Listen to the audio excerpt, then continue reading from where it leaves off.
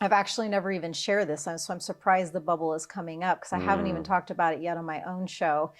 Actually, I mean, there's family members that actually don't even know about this yet, but I'm just going to go with it in the honor of, quite frankly, medicine. Yes. I had a miscarriage, and it was so beautiful and so astounding for me to witness myself in that process. And Luke would reflect the same thing, him witnessing me in my ability to be in such honor and reverence and to connect into the miracle energetics and the beautification and enrichment energetics in that. And yes, there was grief. Yes, there were tears. Yes, there were feelings of disappointment, of feeling like on a human level, I've got to start over again, and try to get pregnant again and heal my body, because I'd never been pregnant up until that point. It was my first pregnancy and first miscarriage. So it was all new worlds. And those are very big, the biggest worlds you can kind of tap into. Ever since I wrote my goals down with the pen, my dreams and reality have both been blending in. I just hope that in the end, my debt don't extend me all my dividends. If it did, I'd have to keep pivoting, turn the other cheek and down another dose of. My dear listeners, today I'm sitting down with internationally renowned shaman and host of Ceremony Circle podcast, Alyson Charles, who went from being a national champion athlete, top radio host, national daytime television host, to aligning with her calling as a shaman after a traumatic moment provided her with an awakening. Forbes has called her a leading shaman for expanding others into their full gifts and power. Oprah Magazine named Alyson's guided shamanic journey as a top meditation to try. Alyson has authored the best-selling book and card deck, Animal Power. And in this episode, I actually share a story of how her book recently helped interpret a dream that I kept having. It kept repeating itself to me. We're also giving away her book, by the way, to a couple of you. So keep listening to learn how to win your free copy of her book. And hey, one quick note before we begin, please subscribe to this channel on YouTube, or if you're listening on a podcast app, then go ahead and rate it or subscribe there, because hey, the reality is the higher the subscriber count and the more reviews and engagement we're getting, the better guests I can book for you. So if you're hoping for an interview with Elon Musk or the Dalai Lama, anybody really that you can dream up, then please subscribe and let's make it happen. All right, here's the interview. Hi, Alyson. Hi, Craig.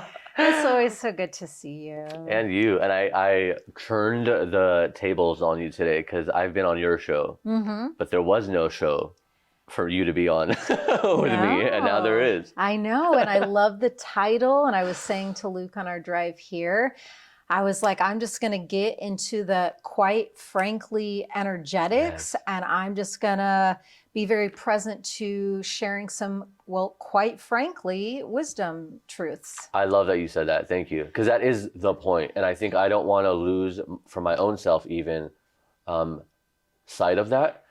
Because like when I created it, I did think like, I want it to be like, quite frankly, da-da-da. Yeah. I think the medicine and energetics of transparency and people just allowing themselves to deeper and deeper levels to just be very present to what their authentic truth is, and releasing more and more fear around sharing what those present moment truths are. I can't think of actually any more powerful medicine. So I love that the foundation of your podcast holds a lot of that in it. I just, not to go down too much of a rabbit hole, but I do feel that in the last few years, there's just been so much separation energy and so much fear energy that has shrouded so many people's beings and hearts and souls. And I see it in a lot of spaces. They feel timid and afraid to just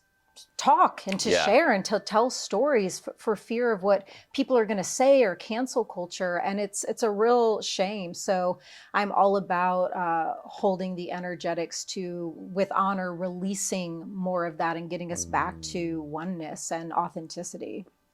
It's interesting that you said like the cancel culture thing, because there's a singer, I don't know if you've heard of him, his name is Nako. Nahko, really incredible. And I like listened to his music and I'm like, oh my God, this guy's amazing. I want to have him at Modern Nirvana when we still were doing the events. And somebody flags to me and goes, oh, well, you know, he had like allegations against him a few years ago. He got canceled. Nothing legal, all literally on social media. Someone accuses him of like touching them inappropriately or something. And I remember being like, okay, so maybe we should stay away from that. But then it always stuck with me and bothered me a little bit that I never spoke to him. I never asked. I just immediately was like, okay, probably the best thing to just stay away from it. Yeah. So I did what everybody else is doing, probably what every company does, when something happens, everybody just goes, okay, don't touch that. Yeah. And so he's actually going to be on my show on April 6th. Beautiful. To talk about it. Sorry, recording in April, but you know, it comes out whenever it comes out. Right. But and I was almost like hesitant to do it because I'm like, I don't want anybody to attack me. And then I thought, you and I both come from journalism, we both come from TV. If Barbara Walters does an interview with Saddam Hussein, is everybody going to attack her and say you're a dictator? No, you're giving a platform to somebody who is a big figure in the world to speak their point of view or whatever. It has nothing to do with me. Yeah. And same with like the Nako thing. I'm like, let me talk to him. I want to see what's it like to be canceled and his point of view and what actually happened. And quite frankly, did you do it or not? And did you learn from it or did you not do it? And did you learn from that? You know, but I don't want to be afraid to have conversations. Yeah. Yeah. There's beautiful medicine and all of that. And I'm really glad, you know, you being so consciously aware to recognize the dynamic that you were letting yourself feed into in the beginning. And so there's one conscious awareness step of like, I'm letting myself see that I could be perpetuating a system that I actually don't want to perpetuate on Earth. Okay. And then step two, sitting with it, like you chose to sit with that and be like, how do I really feel about that? What really feels aligned? What are the energetics that I really want to be a part of embodying and transmitting? It's actually different than just shunning him and casting him to the side, to the point where you took step number 3, reaching out to him, having a brave, courageous dialogue of saying, hey, this is where I'm at. Are you going to be willing to share your story? Because if I do sit down with you, it's going to need to be a part of it. That's no easy feat. Thank you. And then he is having the courageous willingness, knowing what's happened to him, to step forward on camera, tell his side. I mean, like, do you see in just those first 4 steps how much power and how much transmutation is held in that? Wow. So that's, I mean, right there, that's huge shifting. So thanks. So true. Wow. And thank you too, because you always give such great perspective and medicine to a normal situation in my eyes. And then you show, but do you see what's actually happening here? Yeah. You know? Yeah. I mean, and that's really what life is all about is, you know, moving past triggers, moving past fears, opening things up and getting into healthier relation to all. Healthier relation, not just to him, but to the situation, to the scenario, to the dynamics that led to that happening. And when you can expand and open up and get into a healthier, more cohesive web with the totality, and you're not cutting off, disconnecting, and stuffing away, like that is the entire purpose of life. So it might sound like a small example, but you're actually exemplifying the true, healthiest, highest dynamics of what a human can do here on Earth in that pivot you chose. So I saw so many webs of things as you were speaking, and wow, it's pretty amazing. Yeah. And that's like the first 5 minutes. Okay, let's go. We've got our green juice. No small feats, just changing planet Earth and the unseen realms. Yeah. But I saw that, like as you were speaking, I'm like, wow, how exciting it is to be alive and to play with all the different relationships and dynamics and how, like, who knows from just this one little interview what else could be unfolding on the macro from this one little thing. Yeah. You know? Yeah. And those 2 words, in relation, is something that I'm probably the most passionate about. And I just want to keep exploring ways that I can teach that, share what that means to me.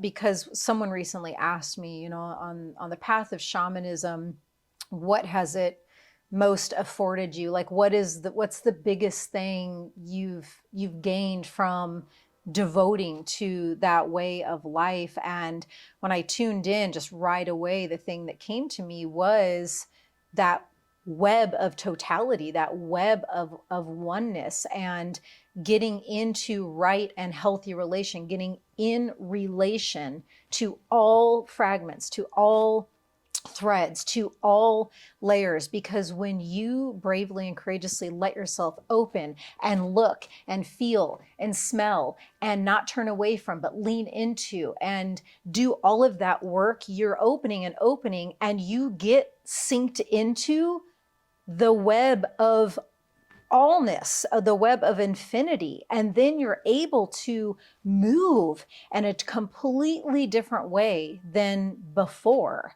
And you're not afraid of things, and you learn to trust yourself more. And even when challenging things happen in life, I've actually never even shared this, so I'm surprised the bubble is coming up, because I haven't even talked about it yet on my own show. Actually, I mean, there's family members that actually don't even know about this yet, but I'm just going to go with it in the honor of, quite frankly, medicine. Yes. You know, I had a miscarriage, and it was so beautiful and so astounding for me to witness myself in that process. And Luke would reflect the same thing, him witnessing me in my ability to be in such honor and reverence, and to connect into the miracle energetics and the beautification and enrichment energetics in that. And yes, there was grief. Yes, there were tears. Yes, there were feelings of disappointment, of feeling like on a human level, I've got to start over again, you know, and try to get pregnant again and heal my body, because I'd never been pregnant up until that point. It was my first pregnancy and first miscarriage. So it was all new worlds. And those are very big, the biggest worlds you can kind of tap into on your earth walk.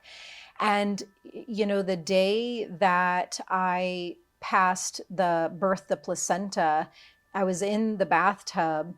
And when that placenta birthed out, it looked like a living being. It was like swimming in the water. And I looked at it, and I looked up at Luke. He was standing in the bathroom with me when it happened. And we were just both in awe of what I had just birthed, and this home birth in our tub at home. And I, you know, lifted it up, I scooped it up from the water, and I was just able to just be so present with it. And, you know, I even, you know, felt just innately, intuitively, I was just putting the placenta blood all over my face. And we had this whole ceremony where in our backyard, we had just moved into our home a few weeks before. And in one of our trees in our backyard, we buried the embryonic sac that I had birthed a few days prior, and buried the placenta. So within less than a month of moving into our home, we're able to connect with our land and our home in these ways. Are you kidding me? You know what's so interesting about you saying this too? Wow. It's so interesting how everything is connected. Yesterday at dinner, I said to Cru something about, I said, hey, there was a shaman in Costa Rica who said, oh, because we were talking, somehow menstrual cycle came up. And I said, there was a shaman in Costa Rica who I'll never forget how powerfully she was talking to the women in the group. And she said, because one person asked, like, how come when we have our menstrual, we're not allowed to be in ceremony? And she said, well, it's too much for the shamans. They can't handle it. The women can, but the male shamans can't. And so you have to be you can do it, but just separately from everybody else. Or you can do it on Women's Night, which is Wednesday, which means all the women shaman. And then, so I'm telling Cru this, and I said, and one thing she said I thought was so interesting, she said, when you do have your menstrual every month, give it back to the earth. Give it to the earth. And for some reason, before you even started the story, you said, oh, not even my family knows about this. I have never spoken about it. I had some vision of you giving your menstrual to the earth. Like somehow I flashed back to the conversation yesterday. Yeah. And then as you tell the story, it becomes, it's not your menstrual, but it was the placenta and the embryo. And it's so interesting how that gets weaved together. Yeah. So yeah, it's just really. But what do you think it symbolizes that you did that? That, like, what does that mean? And now it's in your new home, this ceremony that you did. I think that it means a lot of different things, but Luke and I coming together and our, having gone from being friends for a few years to then getting together in a romantic partnership and then just getting in this fast track divine river that, we quickly got engaged and quickly got married by Elvis in Vegas, that I always like to toss that in because it's just so fun. It was totally spontaneous, not planned. Actually, I didn't know that. That's Yeah, awesome. yeah. And now they don't do Elvis weddings in Vegas anymore. What? Yeah, the estate put the kibosh. You can't have an Elvis marriage. You can't have an Elvis wedding there. Strange. I know. That must have been very recent. Very recent. Because I think Kourtney Kardashian or somebody did it like a year ago. Yeah. We were all at a similar time. I think we had done it, but before like them. right before, but right after that they stopped. Whoa. Yeah. And so, Okay. and Luke and I coming together and having this vision for creating this healing sanctuary of a home, as you know, and some people know, for more than a year and a half, we took it down to the bones, down to the studs. And anytime you do that homes are obviously, they're living beings, they have spirits of the home. And when you're taking it down to the bones like that, down to the studs, it's a complete restructuring that the humans feel too. And so we moved through such incredibly deep dynamics to get this home to the vision and intention that we had. And speaking of home and family, Hey, Cookie. here's our little girl, Hi, Cookie. Hi, sweetheart. Cookie doesn't care that we're recording. Cookie doesn't care that we're recording. And there's Luke. Honey, just important note that you can keep in the podcast, but I just shared it. It just naturally emitted to share about the miscarriage. And so is that feeling good to you? Follow nature. Okay.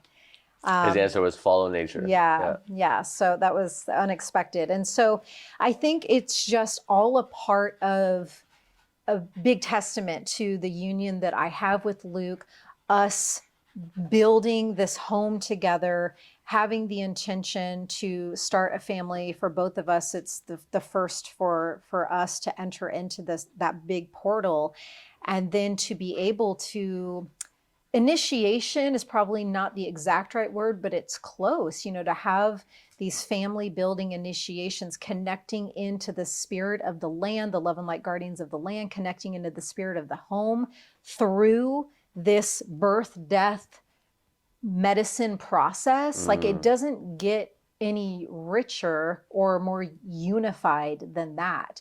So I think it was just all the dynamics of all the spirits involved coming together, the spirit of the baby. I was so clearly shown, why the miscarriage was happening. And so anyways, my whole point, I guess, is that because I've been so willing to walk in such a devoted way on the shamanic path, unifying with my own soul, getting into healthy relation with all threads and fibers of the world and unseen worlds, that allowed me to have that miscarriage process in a way that was really astounding even to my own self. And I'm not saying there's a right or wrong way, and every woman's and every family's process with it is perfect for them. But the way it happened for me to trust my body, to have this home birth of the embryonic sac, a home birth of the placenta, and to just watch those ancient rites and ways of adorning my own face with the placenta blood and giving back to the land, it just showed me, it was a very powerful testament to all the things that I've gained from the way I've chosen to have my earth walk. Yeah. Absolutely. And the land now that has that memory, because land, as you know, and homes have karma. Yeah. So sometimes a place will go through a drought or whatever, and there are Indian gurus who have made places rain or have made whatever, and somebody will say, why don't you make it rain here? And they say, it's not in the karma, and it's this land's karma to be drought or dried right now. Yeah. And I'm not supposed to interfere with that. And I feel like it is the karma of your land that you guys put so much work into this house. Luke's been very open about it and talking about it as well. And I think to then have some kind of changing the karma or the relationship with the land there is pretty special too. Yeah. And you mentioned the connection with the unseen world that you have.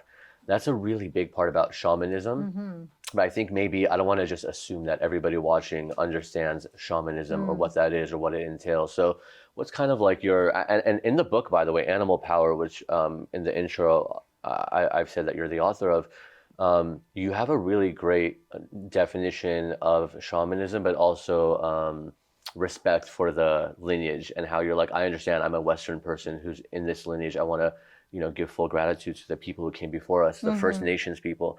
So maybe do you want to give a little, like, what is shamanism? Yeah, sure. I always like to just tune in to see what way of expressing it wants to come out. I don't ever like to give, cookie cutter regurgitated answers to a big question like this. So let me just tune in.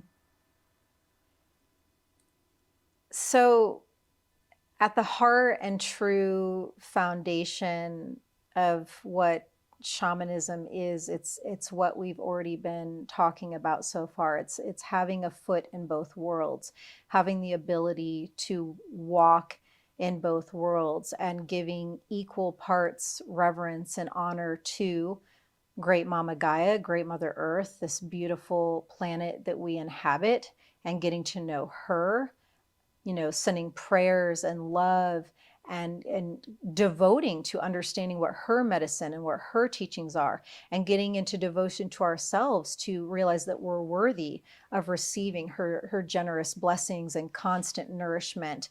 And also equally tuning into giving reverence to and strengthening our connection abilities to Great Spirit and the unseen realms. And so what's interesting is, yes, along the way, shamanism began in Africa, and it wasn't labeled anything. It was just living. Yeah. There was not a word for it. It's just we recognize that we're humans, and we recognize that we live upon this planet, and we also recognize that there's this other world that we need to communicate with and connect into. Like the ancestors and the whatever else, right? Yeah. The cosmos and all the different ascended masters and power animal realms, all the different guides who live in the unseen realms. And so it's just living. It's just a way of life. And then, throughout the course of time, as these different rituals and practices that allow these reverent connection points to seen and unseen realms, as those migrated, let's say through Mongolia and then up into Siberia, at some point when it got into Siberia, that's where this word shaman comes from. It's from an ancient Siberian language. And so shaman comes from that. It also has roots in Sanskrit, actually. And so it's just throughout time what really is just a way of being and living for humans. We got disconnected to those truths, and it also got assigned a title and a label. And somewhere along the way, it just got more and more fragmented and more confused, to the point where it got to a place where there was a lot of confusion around it. Like, is it only for certain people? I've definitely gone through a whole, nonstop kind of initiatory journey, because I am told, and it's something that's shifting actually right now, but I was very clearly told I need to hold the space as a woman shaman. And it was very clear directive for me to use that title. Is there a calling, like a certain calling? You know how they say, like with ayahuasca or with anything, that there's a call that you get? Is there a call to shamanism? Well, yeah, that happened. Yes. Shamanism, especially when you realize that you want it to be your way of life and you want to live in devotion to it. Yes, it's a clear call. And I was just having a conversation 2 days ago with the Dogon high priest about this exact thing that we're on right now. We all have what's called origin seed. The original seed lives in all of us. And that origin seed is shamanism. It is that way of life, of honoring and connecting into the seen and unseen realms. And so we all have this ability and this origin seed within us. But where it starts to get a little differentiated is some people might feel the soul level calling to immerse into shamanic ceremonial practices because they can feel there's something, a healing medicine in it for them, but they might not all feel the call to devote their entire lives to that way of life. So there's kind of, you know, 3 different paths. You ignore the call completely and you deny your origin seed within you. You deny its existence. Then there's the call to leaning into shamanic practices because there's resonance and you can tell there's something there for you. And then there's the call of like, I live in devotion to this way. Which is where you Yes. have been. Yes. The middle path would be somebody like, for example, okay, I'm going to work with the animal deck once a day, right? And that's kind of like, I'm not ignoring the call, but I'm not full on living this way. I'm keeping my lifestyle, but I'll work with the animal deck once a day, right? Yeah. I'll burn some sage in the morning and look out and gaze at the sun and say thank you. And that's it. That's it. Mm-hmm. Yeah, I mean, there's all sorts of examples. You know, there's people that, you know, feel the call, and also there's 2 things that I don't want to leave out. One of the misconceptions that I feel I have to educate or re-educate or remind people of is that shamanism does not always equate to plant medicine. Not all shamanic practices incorporate those ways in. And I think, you know, especially over here in the US, when they hear shaman or shamanism, like I've had people blown away for many, many years on my path, being a shaman and out there doing that work. I had never heard a call from any plant spirit. And some people would be shocked, like, well, what do you mean you're a shaman and you don't facilitate plant medicine ceremonies? So those 2 things do not always go together. And the other important thing that because of all the distortion and confusion and separation energies and brainwashing that's happened throughout the years, that I want to stress and get clear is, yes, shamanism is for all. It is for all of humanity. And within that, and with these most foundational truths of a way of life for humans and Earth, as it migrated to different cultures and places around the world, different cultures developed their own specific shamanic rituals and ways for said honoring connection, said honoring communication with the world. And so while shamanism is for everyone, it's also imperative that if you feel a call to work with the Dogon lineage, who hails from West Africa, or to, you know, work with a Celtic shaman, or to work with a Siberian shamanic way, as those songs and prayers and rituals are shared with you, number one, it's important to make sure from the elder or teacher or shaman who's shared those in ceremony, make sure that you're able, that you have permission to pass them on, because a lot of them are meant to be kept in that ceremonial space only. And if you are given permission, because whether you're, you know, indigenous or not, there are, I would say most teachers love and get so elated at the idea of these ancient ways being shared, because we all recognize we're at a point where if they're not shared, and if it's not fully understood that it's for all, these ways will be lost.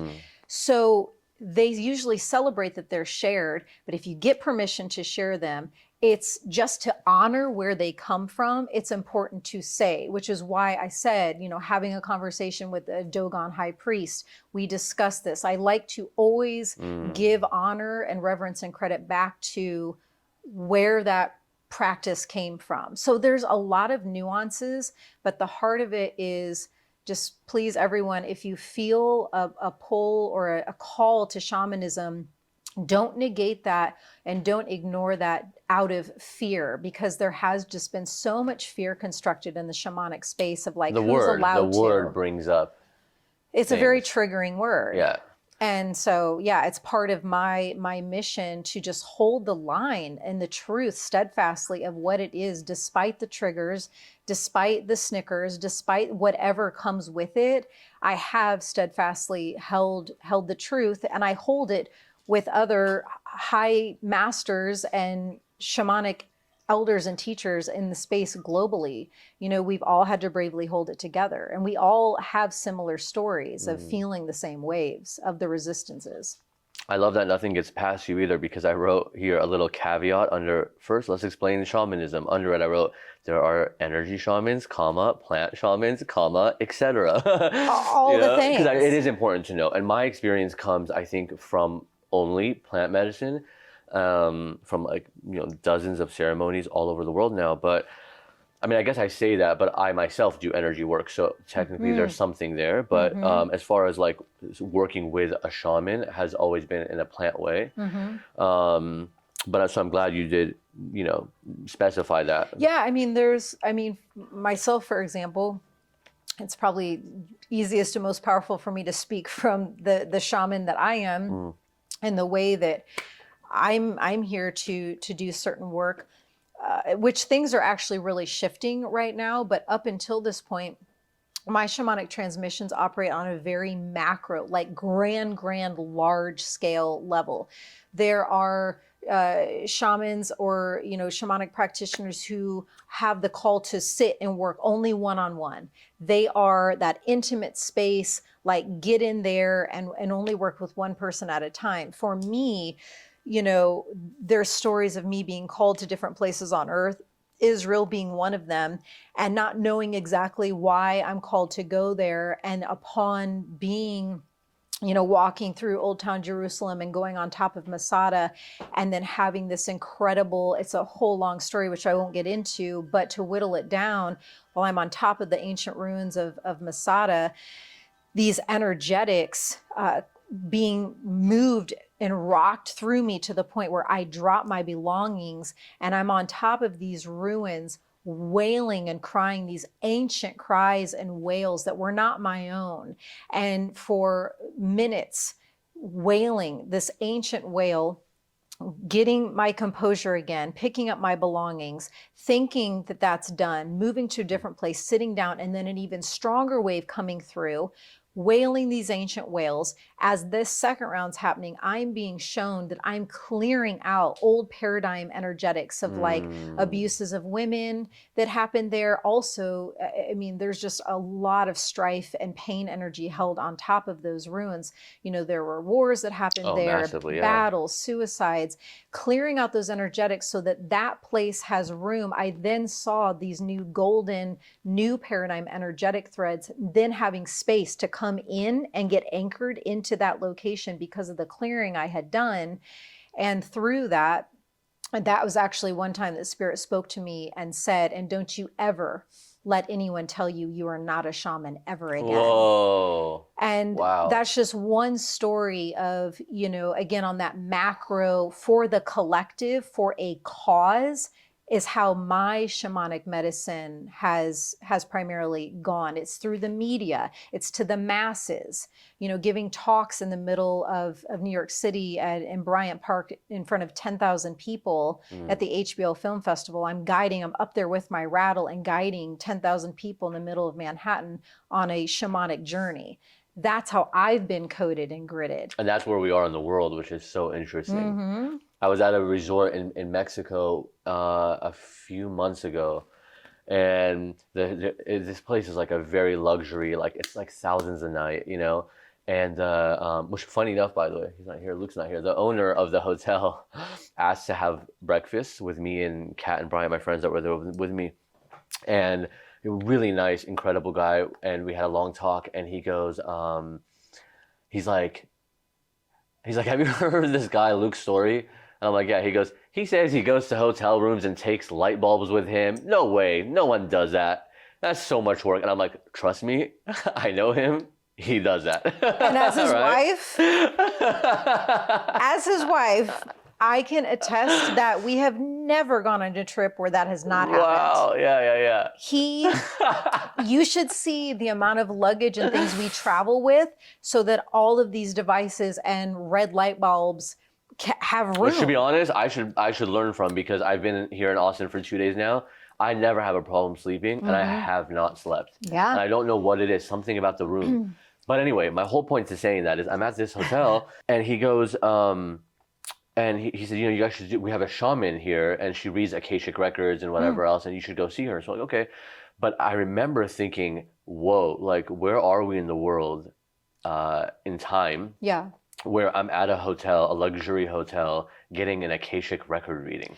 It Yeah. used to be yoga was weird. Like yoga was like, ooh, this hotel has yoga, Yeah. They're pushing it.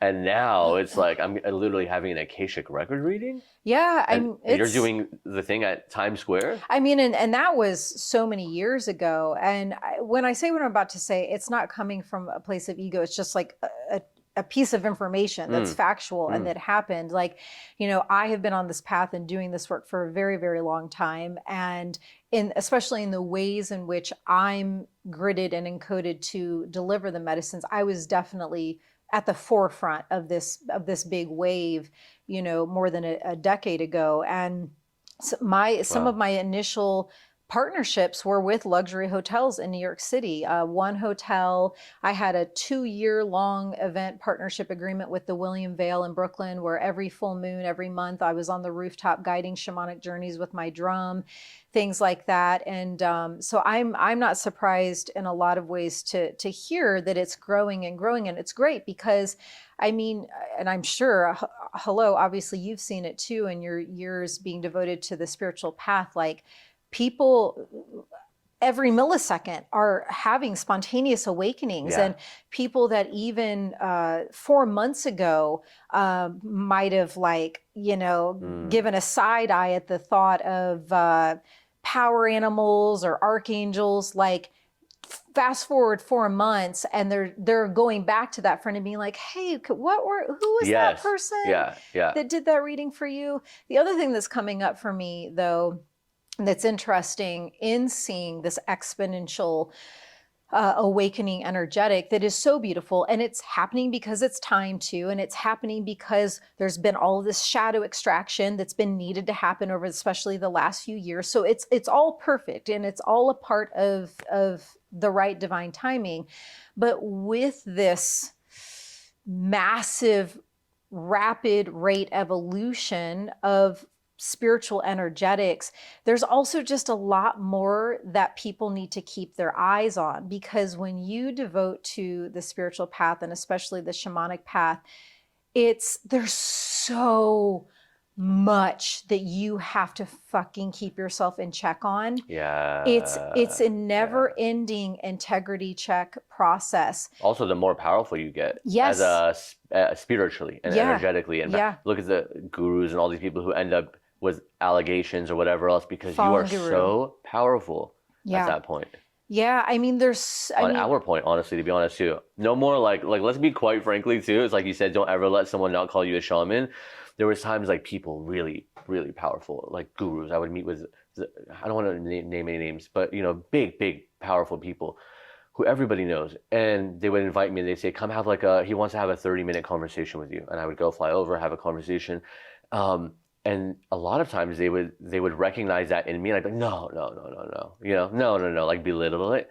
But it's like, no, we're really powerful. Yes. And there's a lot of responsibility that comes with that, and I do see that too.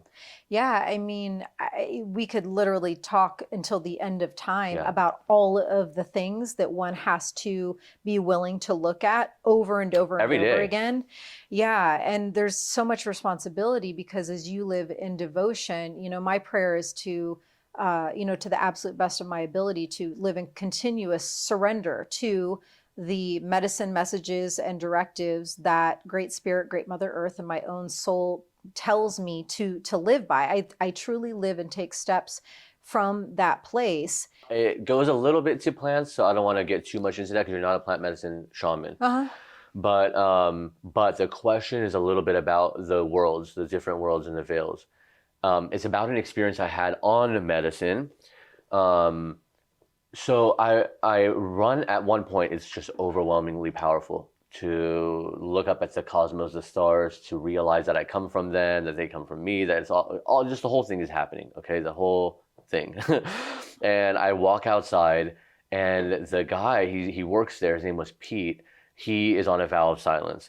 So he's not supposed to talk, but I run out of the room, and the shaman she's a Shabibo shaman, and she's singing her ikaros, and I run out of the room, going, Peter, Peter, Peter, as in like, follow me. I need help. And I run out and I'm looking at the stars and I sit down and I feel him behind me and I go, why didn't you tell me? You know, because we had already been talking the last 2 days and he had been there for a month. And he's like, what do you mean? I go, why didn't you tell me? And I just didn't know what to say, but like, why didn't you tell me like all this that I had, it came to me, you know, the fact that I am everything, that I am one, that all this. Then he breaks his vow of silence and he's like explaining to me a little bit. And he's like, we need to go back in the room, you know, we should really be there with the shaman. And I go, okay. So we walk together, but we're still having a conversation. He's in front of me in this room and he disappears completely in front of my eyes. And I remember going, Peter, Peter, and then he'd be in front of me again. And he'd be finishing his sentence and then he'd disappear. And I go, Peter, Peter, and then he wasn't like coming in and out physically. It was like I wouldn't see him. I'd be literally alone in an empty room and I'd call him back and he'd come back. And then, you know, I'd be alone in the empty room again. I always wondered, and it doesn't really bother or torment me in any way, but I always have been a little curious of like, was I going in and out between veils? Or what was happening with perception, do you think? What was coming to me, even before I knew you were going to ask me my take on that specific piece, let me find the words for it, because I was feeling the energetics of it. So just hang on to articulate it. It was, to me, it read as, and so to also share, perhaps my greatest strength of gift is my seership, my seer ability. And so oftentimes when people are sharing a story like what you just did, I'm then seeing the energetics at play. So for me, it was reading as a calibration technique that was going inside of you when you're in that type of energetic and soul spiritual expansion, right? So you, in that type of environment and that type of ceremony, you have allowed yourself to expand beyond your edges, right? And beyond your previous known borders of experiencing yourself, experiencing life. You're outside of that, right? I mean, correct? Yeah, big time. Yeah, you're massively. So you're outside of that. So you're already in this unknown zone of experiencing yourself. And so it was like a strengthening of you learning what it feels like and to trust yourself that you are okay and you're safe when you're in complete nothingness and complete darkness and it's just you and you're all by yourself. And it was like these like subtle shifts into like you're safe in both. Like you are okay. Like when you are in this state of complete nothingness and unknown to infinite capacities, learn what it feels like when you're there. You can hold it. And oftentimes in shamanic ceremonies, that is how it works. Like you'll have these what feel like subtle, but you can tell they're deep experiences. I mean, the energetics at play in those types of ceremonies, and especially when you're working with the high intelligence of plant spirits, they work in these ways that are obviously beyond our mind's comprehension. And they know the exact like dose and pace and timing in which to give you what needs to land into the fiber of your being, so that then that calibration and that transmission, it never leaves you. Like that is encoded in you. And so then you're better equipped in a further ceremony that you are doing for yourself or holding space for someone, like you knowing that you're safe and at home and can find your center and be okay. And that type of infinite nothingness, you are obviously able to hold completely different space for anyone, whether it's a conversation at a cafe or when you're doing your emotion code. To me, it read as a energetic calibration encoding thing that was happening for you. I don't know if that resonates or makes sense. So much so. So thank you for that. Yeah. Because it really does. I pulled a card the other day. I didn't pull a card. I opened the book and I looked for alligator Oh, cool. because I had a recurring dream for 3 nights. It was 3 nights out of 4 nights. So it was like first night, second night, skip the night, and then the Gave you a fourth little night. break. Yeah. But it was alligators, and it was always different. They were always massive, enormous. I've never seen an alligator in person, I don't think, but massive. And most of them were under the water, peering at me, but always in a way where I was avoiding them. Like, ooh, I'm gonna walk over here. I remember at one of them, I was like in the airport, trying to catch my flight. And then all of a sudden I take a turn and I'm in this swamp and there's massive alligators. I don't remember fully the dreams, but that's roughly what it was. My brother was in one of them with me. And in fact, yeah, I remember telling him, get out of the water because one was coming up right behind him. So my thinking was, this is sinister. There are alligators, there are people, they represent people who are watching me and they're ready to attack and they're sabotaging and they're, plotting. I then read the book and it's like totally not that. Yeah. And it's funny because I think we, especially in the West, and even like my background is Lebanese, and I think that there's this idea of like what it represents as an omen, rather than realizing it is the spirit of the animal coming to you with a message. Yes. And that alligator does not represent some human who's ready to attack you. It's actually the spirit of the animal is coming to you saying, I have a lesson for you. Yeah. So I like opened this and it was like, the alligator waits in silence, perfect meditation. And wow, I have now a new appreciation for alligators, because you're right. They are masters of stillness. Yes. And then all of a sudden, Boom. Quick jolt. Like you can't even, you'll blink and it's done. Yes. And it was like giving me the message, I think, right, from your interpretation, that I have been waiting in stillness, and it's like the time, or almost the time, to pounce. Yeah. You know? They're the master medicine teachers of knowing how and when to take intuitive action. Like when to do. I've seen crocodiles and alligators in action in person. Whoa. And I mean, it's captivating, and it can be incredibly intimidating because, oftentimes you can't even tell. It's just their eyes, and maybe their nostrils that are just above. And that's how it was in the dream. I would see like the eyes and the nostrils. It was it's frightening in a way. Yeah. Or intimidating, like you said, intimidating. Yeah. It's a very, forceful is maybe not the right word, but it's a powerful, energetic. And weren't you at a time when you had those dreams and then you DM'd me about it? Wasn't it a time where you were thinking of making some big shifts? Yeah. So it was like ending a company, ending Nirvana, and starting this podcast. Yeah. Exactly that time. And honoring this, because it does feel very big, I find that when we're on each other's shows, we tend to share these kind of big first shares. You did it. When you came on mine, you were deciding to leave your freaking career in journalism. Hello. After 12 years, 4 Emmys, a couple of, what else is it? Like, so many other things. I forget what they're called now. All these awards that I got. All the journalism awards, can't remember. But you had a similar path because you were in media. And I remember coming onto your show, I had just done an interview with Lizzo. And I was like, by the way, just quit. That was like my last field shoot ever. I'm like fully on the path now of healing people and doing emotion and body code and different modalities. And really big credit to you, because you do hold a space that feels safe to do that and to talk about it and to be open. You were the first person I think I probably ever told. Yeah. Let's hold hands. Yeah. So does that mean you're going to share something now? You already have. I am, but thank you for telling me that.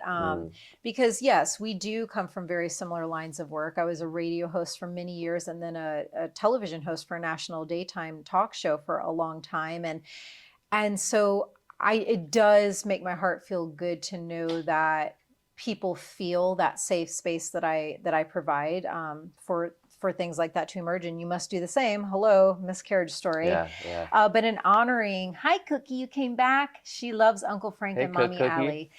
And honoring where you're currently at, when the alligator came in to just provide, and that's the other thing with power animal guides. We have a core power animal that comes in with us when we incarnate on earth, and it's with us every second of our entire earth walk. Then there are different supporter power animal allies that come in and out of our life depending upon what type of wisdom medicine teachings we need, what type of empowerment we need and support in our lives. And so to me, it reads very clearly that alligator is one of those supporter allies for you that came in at the exact moment that you might have needed just that little extra burst or reaffirmation that you are making the right choice, because it couldn't have been that easy. You know, partnering in nirvana with your two best friends. Impossible, almost, like agonizingly hard. Yeah. One interesting is I did hear Luke's podcast with you, I believe, where he said that his dad gave him advice growing up, and it was like, never partner with anyone, do it yourself. And I'm like, man, I wish I had heard that episode. No, I love it. I had an amazing experience with Modern Nirvana, and we're still all friends. Everything's great. But I have been very much in the last few months, I'd say, push into doing it on my own. Quite frankly, by the way, would never have ever. I would never do this podcast on my own. Really? The old me would have been like, okay, I'm going to create a podcast, start looking around. Who should I do this with? Who should co-host? Who would co-host with me? That's literally that would have been my first step before anything else. Finding like the perfect co-host. And all of a sudden, I did a clearing on myself. Like I don't want to speak for you or anybody else, but I think a lot of times people who are healers or who do the work for others, we forget to do it for ourselves. And so I was like, let me just see if there's anything I can clear. And there was 2 blocks, not just one, that were the same, that were, what was the block? A will, subconsciously, is a programming, a will to depend on others. And I got my magnets, I cleared them for myself, and literally since that day, it has just been like a bullet train of like, I'm creating all these different brands and companies and like things that are in the works that are so exciting, all on my own. And I never would have done that, ever. Well, kudos to you. And one big thing, then we're going to touch on alligator one last time. This was a theme that I thought could be good for us to talk about, that you and I embody, you know, factually. We have evidentiary proof of this embodiment, that we're willing to let it all go. For humans and the ego and just human nature. Oh, yeah. That's for the vast majority of humans walking the earth, that seemingly quote unquote simple thing of being willing to let it all go is not an easy step to take. It's typically human nature to fucking cling. Especially when you build it and you're attached to it. Your identity, yes, your sense of feeling good about yourself, your sense of placement on the planet because of, you know, that role. Hello, 4-time Emmy award winner, like that. At some point along the way, that had to have felt good to know that you walk into a room, and it's not like you lost that. You'll of course forever have that, but that's not your present thing anymore. You are willing to say, like, I don't need a fifth, and I don't need to be on camera for those big networks in that way anymore. And to the ego and to the human mind, those are the classic things that one would just grip with all of their might, probably to the death, you know, wanting to be seen in that role, in that identity. And I, time and time again, you know, I left, you know, I was top rated radio host and TV host. And also I was a Division I college coach. I used to be a national champion athlete, over and over again, allowing myself, giving everything that I set my vision to, my all, gaining mastery, and being willing over and over again to die to that thing and to let it all go. And reinvent yourself. And completely That's cool. reinvent. Yeah. And you're right. I never thought of that. Same with me. And we're so similar in that, as a reinvention. Someone yesterday, speaking of being seen at dinner, was like, we were talking about my logo, for quite frankly. And they were like, why didn't you put your face like on the poster? And I'm like, honestly, like I did. I looked at all the other podcasts and I was like, what are they? And there were a lot where it's like their face and the logo. I'm like, you know, I don't want it to be about me. I want it to be about my guests. I Yeah. want it to be about, it's always been about me. Yeah. I've always been the one on camera. I've always, like, it's the book, it's the YouTube channel, things on TV. How refreshing, right? Yeah, I'm like, I get it. I'm cute. I don't think people get it. We don't need to keep showing it. Yeah. From now on, let it be about the guests. Let it be about the conversation, about the work. And I don't need like a little smiley like face with like the Frank Elleriti show. Like it's that to me. I was like, I don't want that. That's beautiful. And so with the alligator, I just feel like there's one other little piece that wants to come through. For those listening and not able to see, I have my Animal Power book, and I happen to open. And we should say to the people who are listening, this is an option. You can go to YouTube, you can watch the video. Right. Yeah, and it's really nice. She's a beaut. If I don't mind saying so myself. The book and the person. Gorgeous. So alligator medicine, keen observation, conserving power, divine timing, magic, truth, clarity, all of those things. So within the book, every animal of the 100 animals featured have a full page of vibrant embodied artwork. And then on the opposite page, it teaches you when to work with the animal, the energy medicine messages. And then I also devised a power practice, which is a ritual that you can do to get into deeper, closer connection with each animal in a very, very unique, individualized way. So Can I piggyback on that? Yeah. I did that practice. Oh, I you did? forgot until you just said it. And it's a really cool practice. I know you're probably going to summarize the card, but the practice was like connecting with the alligator, sitting on its back, letting it take you where it takes you. Yeah. It's not a way I intuitively would have probably just thought of working with the alligator. So it is a really cool practice. I love that you put that in there. Yeah. Because, people in all my years of doing the shamanic work, I got very quickly most known for my ability to hold a safe, pristine space for shamanic journeys, primarily with my drum and primarily in calling forward power animals for people to meet them for the first time. So they would have these incredible experiences of like, going into the jungle and, this elephant coming in, or actually, what was it? Was it a lobster or a crab? Somebody's like, I was in the jungle, but like this giant lobster came in. But then they asked me like, now what? What next? And so that's where the power practice came from, to continue that cultivation. But one of the energy medicine messages from alligator is, I bring you keen, focused manifestation. When I become aware of my goal, my vision, and I know it is the right time, I go for it with all power, all efforts, all might. And I feel like that was that pivot point for you of being willing to let it all go and to shift into, quite frankly. So yeah, just wanted to honor alligator. Thank you for showing up. And all of your teachings. Thank you, alligator. Yes. What about the clam and the spider? Yeah.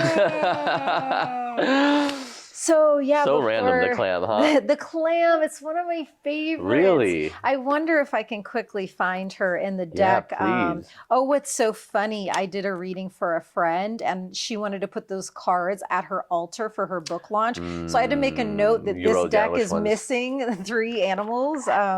But clam was not one of them. But yeah, so this morning I do work with my own deck for anyone curious. And I sat today at the altar. Here she is. And I asked... Beautiful deck. Wow, these cards are really nice. I don't Right. think I had seen them yet. Clam Wow. is one of my favorite pieces of armor. These are different from the ones in the book? They're the same. They're the same. They just Oh, probably wow. feel different because Yeah, they're they in do. card This form. is beautiful. Yeah, Wow. thank you. And here's Spider. So I pulled Clam and Spider. Shout out Chronicle Books. Yeah, I know. The same publishing family. I thought that was so sweet. Yeah, I love that. So for people who are listening who don't know, I have a deck called the Modern Nirvana Oracle deck. Yep. And Alyson and I have the same publisher. Mm-hmm. Okay, so spiders create magic, clam discover happiness. Yeah, so the interesting thing, Clam has been showing up. So it's been in the last couple of weeks, the one that's showing up the most. So these are the cards you pulled today. Those are for the yourself? two that came in. For the podcast, I said, I was just like, what medicine, what teachings want to come in? I'm heading to Frank, and what are we working with today? And Clam and Spider showed up, and Clam, I think, is so cool.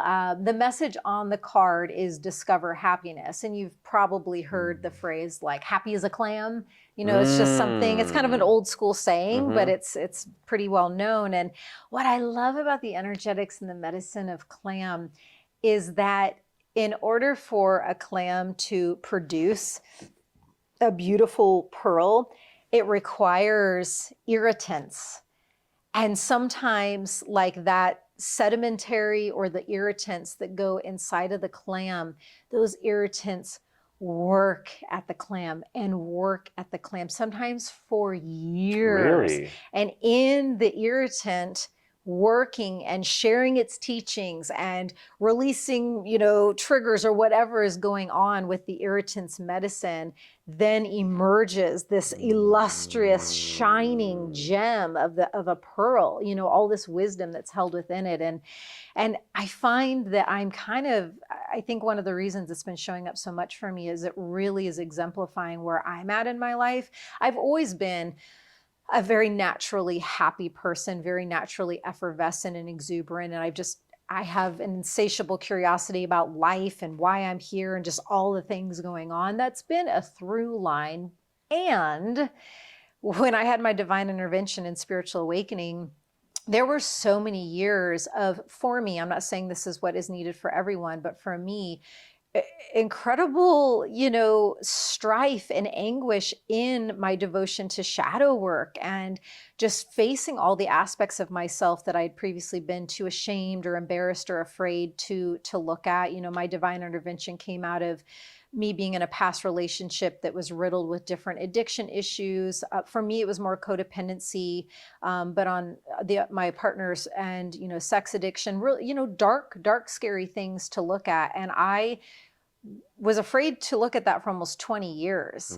And so when it finally came time through the intervention to face all of this stuff and have the denial and illusion obliterated, that set me on a really intense quest of changing my entire life, realizing I was not who I thought I was, and surrendering, living, you know, in accordance to spirit, earth, and my soul.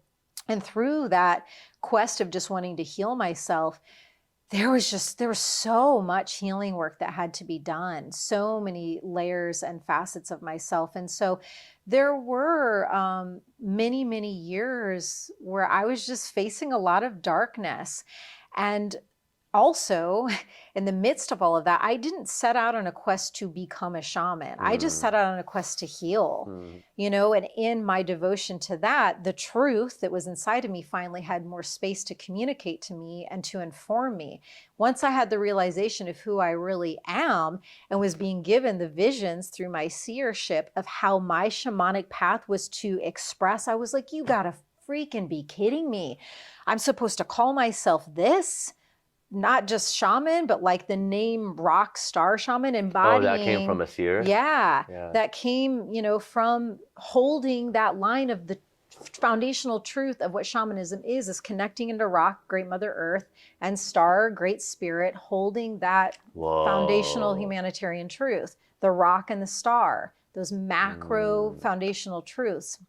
And so, and I was shown the very first vision was me being on stage in front of like thousands of people. And I'm like, oh my gosh, I could just feel that it was going to be a very harrowing journey. And it has been.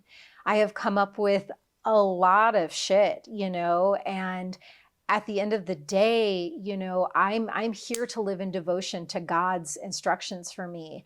And you know, as a human, we have these human tendencies. I've had to let go of so much people pleasing and being afraid of what people think and say about me has all had to go to the wayside because I'm here living in accordance to God's instructions for all of them who speak about me.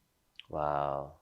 Yeah. Do you know what I'm saying? Yeah, big time. And I'm willing over and over, despite how triggering my medicine or my presence or my power might be to people, or the truths that go against what they want to believe are true or not true, despite all of that potentially triggering medicine, I'm willing over and over again to stay in that most pure, pristine, divine line for them. And that has not been an easy walk at all. Yet through all of my relentless years of doing that, I'm arriving to a completely different level and embodiment of happiness. I thought of a Maya Angelou story where there's this, I can't even remember who it was, some really famous Broadway star. Maya Angelou, when she was still young, before she had written books and been who she was she was hired to be the understudy for that person.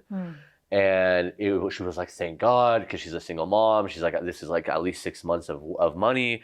And the star was like, I don't want her to be my understudy. I don't like her. And so they fired her. And later, when Maya Angelou becomes the Maya Angelou that we know today, that same star was getting some kind of big award. I think it was like a Tony Award or something. And they said, who do you want to present it to you? And she said, oh, I would love if Maya Angelou presented me with that. And guess what? She did. And she never brought it up. She never acknowledged what happened to her before. She said, sure, I'd love to do it. Mm-hmm. She didn't tell the story. Her son told it after she died. You know, I'm going to cry. I'm going to cry thinking about it, because it's like she could easily have been like, no, I'm not giving her an award. Most people would do that. And she has the grace to be like, I would love to give her the award. Yeah. And what is coming up for me, and I certainly can't and don't want to speak for Maya Angelou, but from my outside perspective, I think one of the things that could potentially be at play was an honoring from Maya to this person of acknowledging even an unspoken, because not everything has to be fucking spoken or said. Right, you don't have to text the person. It's like, and potentially an even deeper honoring of, I see your evolution, or just honoring this person being a human, doing the best that they can. You know, it's, I've really had to work this particular piece of the medicine pretty relentlessly, and I've evolved so far. And it a lot of times it does just boil down to the quote, you know, people can only meet you as deeply as they've met themselves. And so, you know, I can't expect, of course, even though I know I'm an incredibly likable, kind, funny, caring, loving, gregarious person, and I think for the most part, people who do actually know me and meet me do like me, but I'm also aware, like, I'm not everyone's cup of tea. So of course, there's some people out there that just don't like me. But for the most part, I have found the people that have issue with me or don't like me, it's one of two things. They either have never even met me and actually don't even know me at all. But they made an opinion. Yeah. Correct. Or it's the medicine that I transmit that has gone into them and triggered them, but they have not chosen to go to the next steps of examining within their own selves, why is this medicine triggering me? And I have had some brave people come back to me and say, when I first heard about you, I thought X, Y, and Z. And then months or years down the road, they actually sat with that and started to do further inquiry and realized it was their own stuff. I shine a light on what is not working inside of people. And that is not a fun experience for some people, to have that dose shot into them. And it's not like I'm intentionally trying to shoot it in. It's just what I carry. So I can't expect for everybody, if they haven't devoted to self-evolution and growing their own conscious awareness, and they haven't even met themselves, and they don't even understand the magnificence of their own selves, I can't expect them to see the magnificence of me. Yeah. The spider card, now I see why it came up. Because I'm seeing, and by the way, the last time when I was on your show, we talked about the spider and we talked about webs. I don't know if we did on camera or off, but I remember we did. But I think I know why it's coming, and it's because it came to me as you were saying this. You said something about, first of all, every story you've told so far, it's been like woven where I'm like, oh, like this, oh, like that. Oh, I had the conversation last night about dinner about this same thing. And one of them was also last night or during the day, where I said, I've noticed that when the followers that get triggered and they say mean things. So my YouTube channel, I haven't posted in a long time. Before this podcast was revamped the page. It's kind of been a stagnant page where I just don't post that much, and it had 40 million views before. I sometimes will go through and just see any of the new comments because it still gets 3,000 or 4,000 views every 2 days from just old videos. People are going back and watching them. I don't promote it, nothing, but a few hundred comments every 2 days. And I looked at a comment a few days ago, and it was like one of my third eye videos where people can see even though they're fully blindfolded. And the person was like, "I'm a scientist. This is BS. You're a fraud, blah, blah, blah." And I just, I was like, I can just block this person. I can say something snarky, or I can like hear them out. So I said, hey, I commented back. And I've done this a few times with people. It's always worked out exactly the same as I'm going to describe now. Different conversation, same ending. Where I said, hey, just curious, because I really respect you as a scientist. What part of it did you find, to be unbelievable? Because I'm always open to hearing, And he starts describing, and then I said, oh, interesting, because he described something that I did mention in another third eye video. So I go, hey, did you happen to watch the one I did in Utah? Because it kind of addresses that. And he goes, no, I haven't. Here's a link. He looks at it, and then I said, please let me know what you think after you watch it. I trust your opinion. And he said, wow, this is amazing. Thank you. I have to admit, it's pretty remarkable or something. He goes, Frank, I really trust you. Can you tell me what you were feeling in this moment? And he like just puts a time code. And all of a sudden, the whole thing shifted from somebody just online randomly attacking me who doesn't know me to then having a full-on, because I let him know he was heard, he was seen. Because sometimes I think people will comment something, whether it's on your Instagram, for example, or whatever, and they don't realize you're a human, you're a person who you just, you've had all these experiences day to day, just like we all do. And you're reading this comment. Yeah. Because sometimes I'll look at the comments and it'll be like, oh, the host, blah, blah, blah, blah.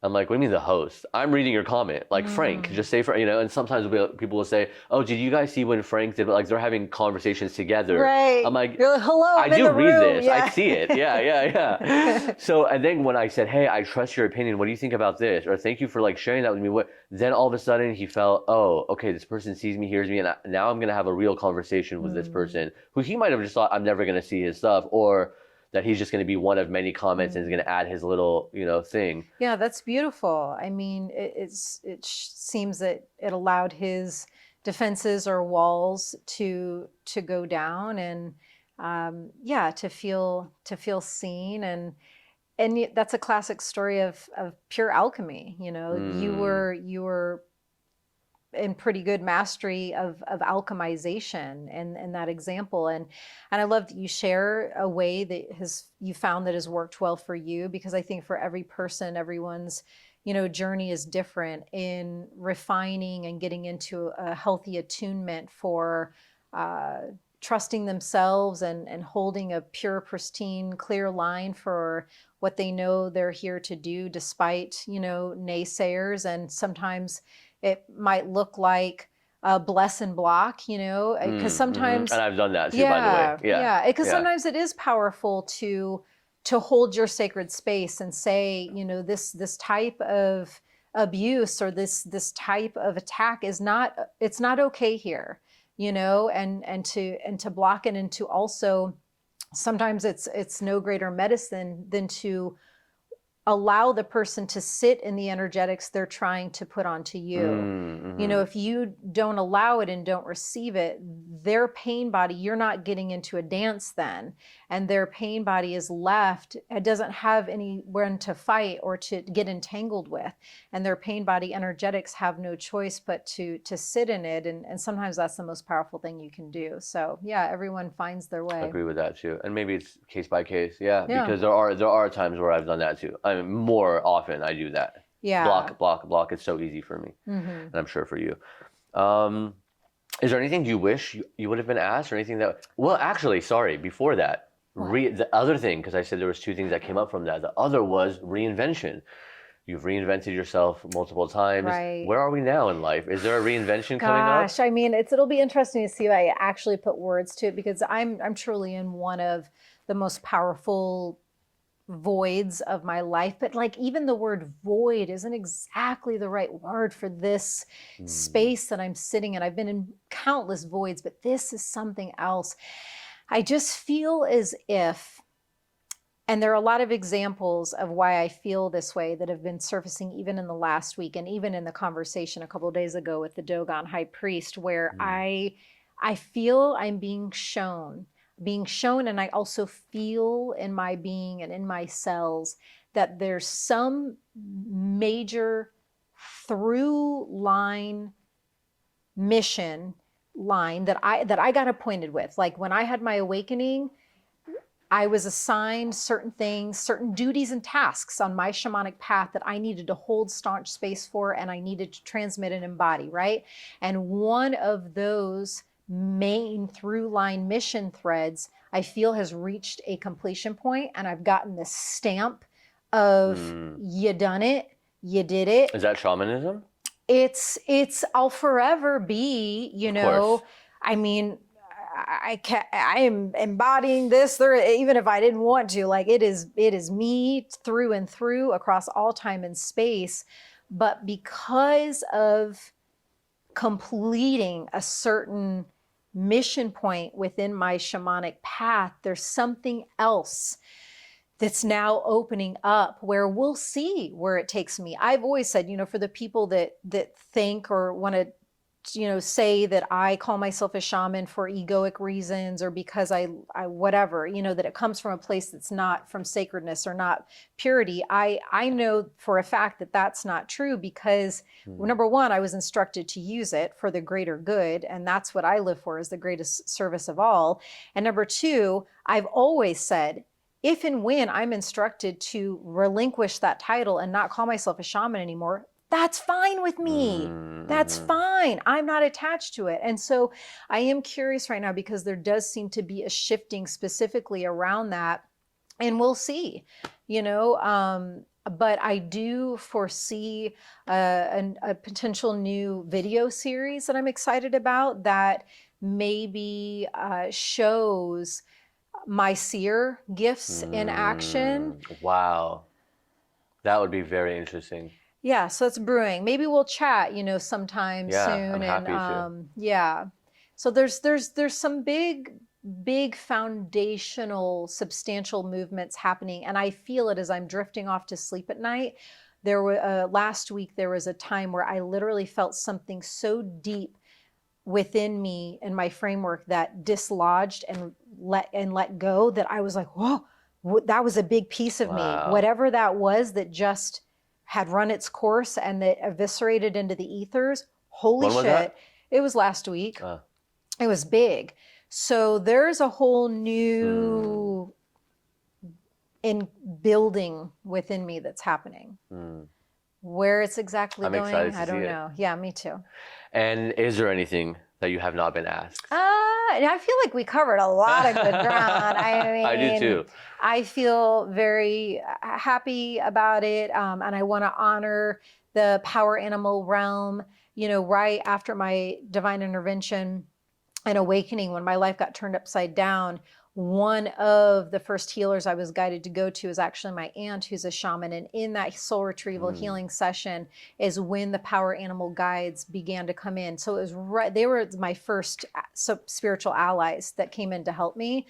I owe so much to them. And in our more than a decade of working together on a daily basis, their trust in me to be a voice for them, my trust in them to show up for me when I'm on a stage in front of thousands of people doing live power animal readings, like our devotion to one another, our reverence for one another, it's beyond words, so special to me.